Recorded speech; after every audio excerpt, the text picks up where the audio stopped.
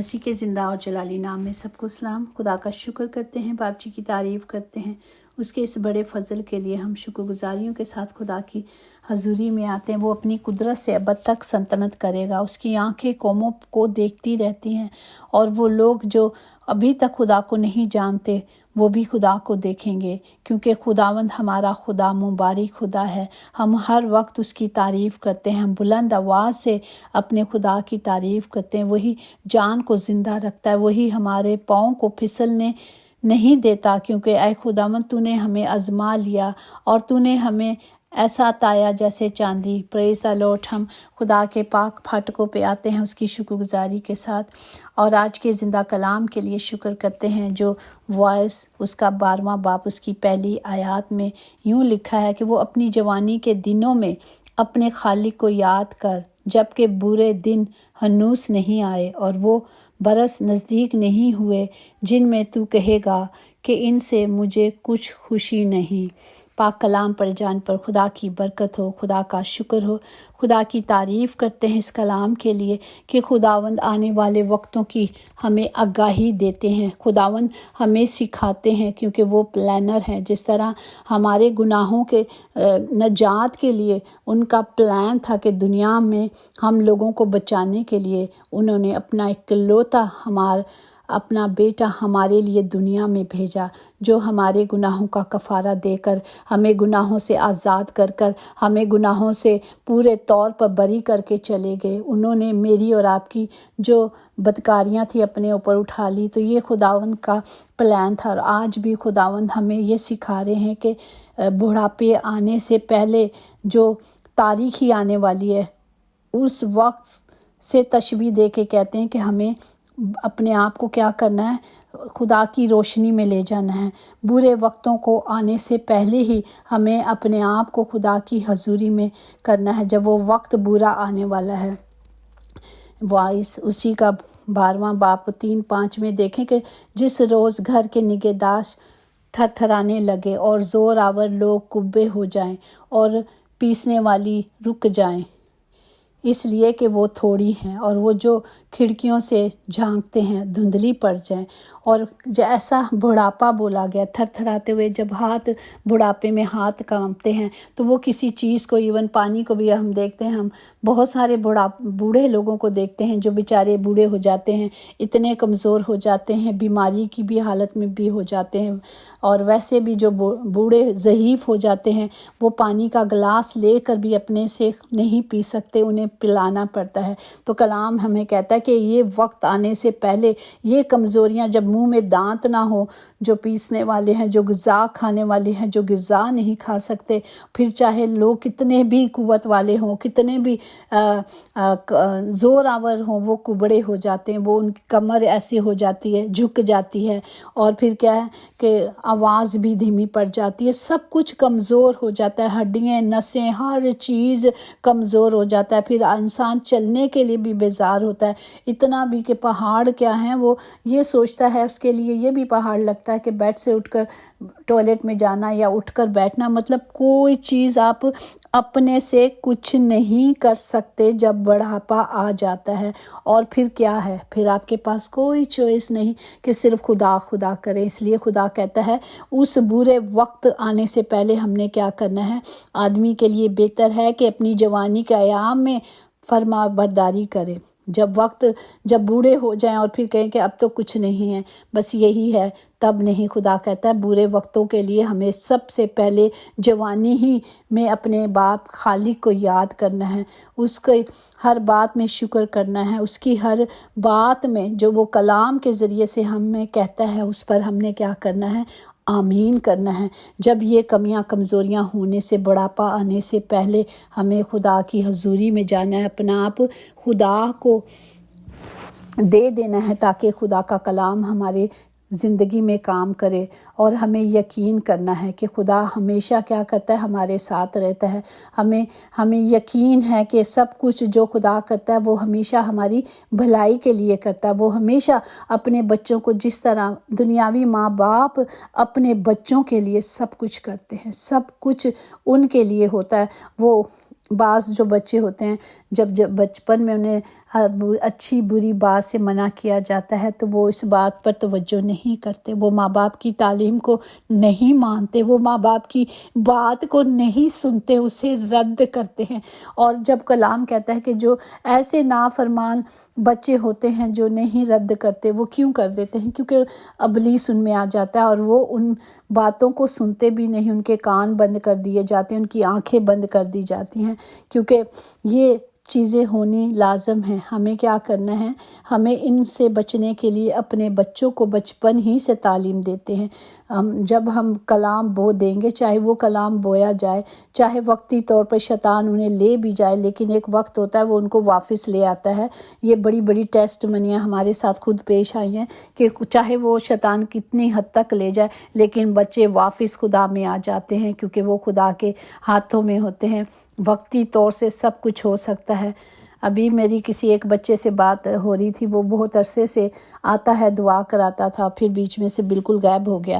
تو اس نے بتایا کہ جس طرح میں پہلے خدا کی حضوری میں رہتا تھا، دعا کرتا تھا، اور پھر بیمار ہو گیا، اور پھر بیماری کی حالت میں کمزوری کی وجہ سے میں خدا کو بھی وقت نہیں دے پایا، اور وقتی طور پر جب شیطان خالی دیکھتا ہے، گھر خالی ہے، تو وہ اندر آ جاتا ہے اور پھر آ کر پورے طور پر قبضہ پا لیتا ہے۔ لیکن جو خدا میں ہوتے ہیں ایک دن پھر واپس اسی طرح اٹھتے ہیں نا، جس طرح کلام میں لکھا ہے کہ 7 جو راس باز ہیں وہ 7 دفعہ گرتے ہیں اور پھر وہ کھڑے ہو جاتے ہیں، کیونکہ خدا کی شفقت اور محبت وہاں ہوتی ہے، خدا کا کلام وہاں پہ ہوتا ہے۔ حق اور سچ کی بات کرنے سے کبھی بھی ہمیں ڈرنا نہیں چاہیے۔ آج بھی ہمیں اس کلام کے مطابق چلنا ہے۔ فریسی اور فرقی آج بھی دنیا میں ہیں، ہر جگہ ہیں۔ ہمیں کیا کرنا ہے؟ ان پر کام نہیں کرنا، ہمیں اپنا کام کرتے جانا ہے، اور اپنے کام کے مطابق وہ اپنا کام کر رہے ہیں، ہم نے اپنا کام کرنا ہے۔ ہم نے کیا کرنا ہے؟ آسمان کے خدا کو جو قادر مطلق ہے، بس اسی کے کلام کو لینا اور اسی کلام پر چلنا ہے۔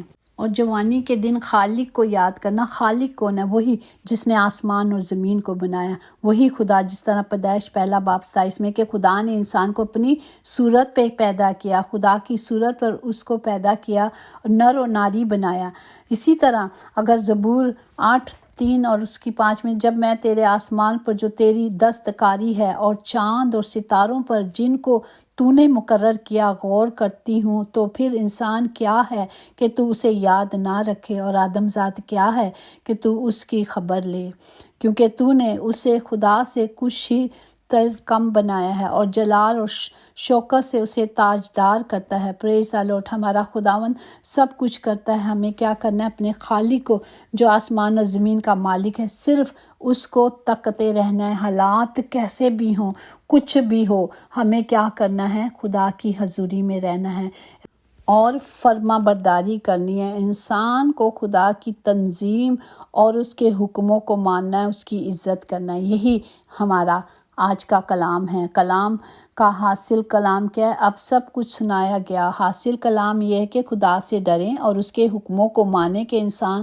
کا فرض ہے۔ یہ خدا نے ہمیں کہا ہے کہ یہ ہمارا فرض ہے، ہمیں خدا کے حکموں کو ماننا اور اس کی مرضی پہ چلنا ہے، کیونکہ خدا ہر ایک فعل کو، ہر ایک پوشیدہ چیز کے ساتھ، خواہ بھلی ہو خواہ بری ہو، عدالت میں لائے گا۔ ہمیں اس عدالت میں بچنے سے کیا کرنا ہے؟ خدا کے کلام پر ماننا ہے۔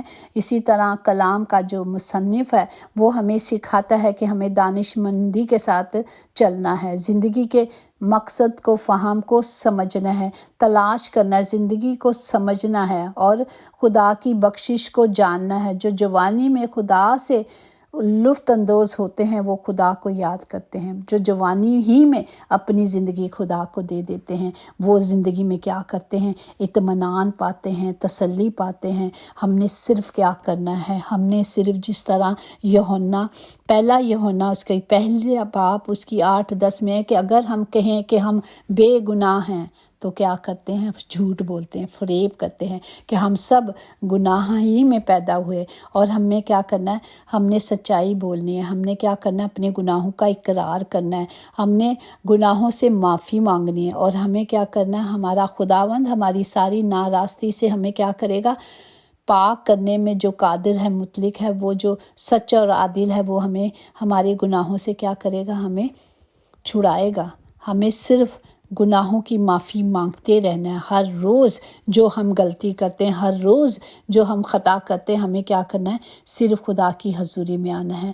اور اسی طرح امثال 4:22 آیات میں کہ اے میرے بیٹے، میری باتوں پر توجہ کر، میرے کلام پر کان لگا، اس کو اپنی آنکھوں سے اوجھل نہ ہونے دے، اس کو اپنے دل میں رکھ، کیونکہ جو اس کو پالتا ہے وہ ان کی حیات اور ان کے سارے جسم کی صحت ہے۔ پریز دی لارڈ۔ جب ہم خدا کے زندہ کلام کو اپنے اندر رکھیں گے تو ہم اپنی صحت کی، اپنی زندگی کی حفاظت کریں گے۔ پھر خداوند ہمیں کیا کرے گا؟ کہتا ہے کہ وہ عقابوں کا زور دے گا، وہ ہماری ہڈیوں کو کبھی کمزور نہیں ہونے دے گا۔ ہمیں کلام کی قدرت کو لینا ہے، ہمیں کلام کو ہر وقت اپنے ساتھ رکھنا ہے اور بولتے رہنا ہے۔